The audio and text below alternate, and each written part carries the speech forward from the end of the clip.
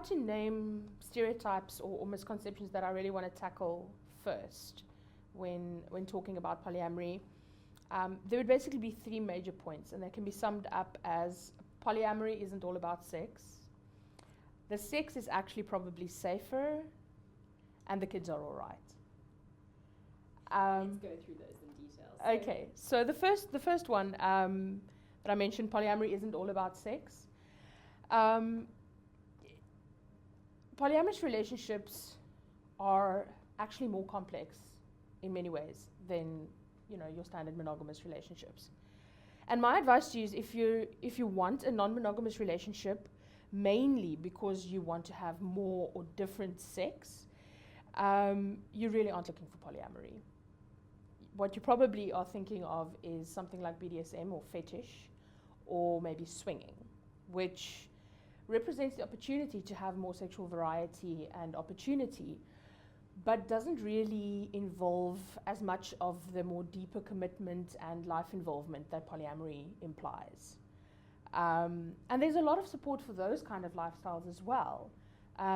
Many polyamorous people have a mixed kind of setup where they have these partners with whom they are deeply committed and that they view as life partners, but then they have maybe one or two other lovers who maybe are much more casual partners and are mainly only about sex. So the two aren't incompatible with one another. But if somebody comes to you and says, I am polyamorous, you need to realize that for them it's going to be very uncomfortable to not go into a deeper relationship with you. It's going to be hard for them to just have the sort of no strings sex kind of relationship with you. And it would be inappropriate for a person to come to a polyamorous person and go, I don't really want you to fall in too much in love with me, because that's kind of why we identify as polyamory. We're people who fall in love with many people. On the topic of sex, and particularly safer sex, people often worry that non-monogamous relationships cannot be safe sexually. But really, if you look at our age rate, how safe is monogamy? Monogamous people typically have very little education on safe sex, and many people don't even know their status, or they'll lie. If they do know their status, they'll lie about it.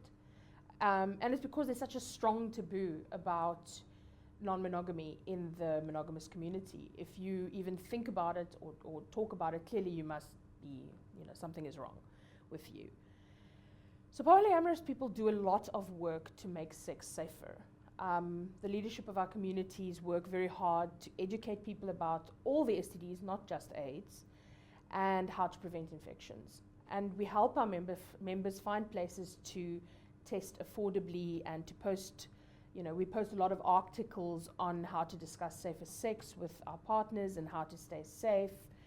And the result is that we probably actually have better sexual health outcomes in the polyamorous community than in the general population. I really strongly feel that there's evidence that the kids are okay. Polyamorous children don't really face any worse outcomes than the children raised in monogamous families. I think the assumption very often is that because their parents have a sort of non-standard relationship, that there's going to be some kind of irregularity in the way that their parents parent these children. And that this probably represents some kind of danger to the children. But if you look at the fact that we already have structures in which children are raised in sort of communal or mixed families, there's people who are divorced and they have step-parents who are now, bringing a new influence into the family, and these children have to be co-parented by multiple sets of parents. We're already doing these things and we're doing them well. And I actually think it would be easier because, at least your co-parents are not your exes. The children have more resources. They have multiple sets of breadwinners now. And there's more people to sit and do their homework with them, to supervise them when they go places. It's actually, in my opinion, a more secure environment for a child.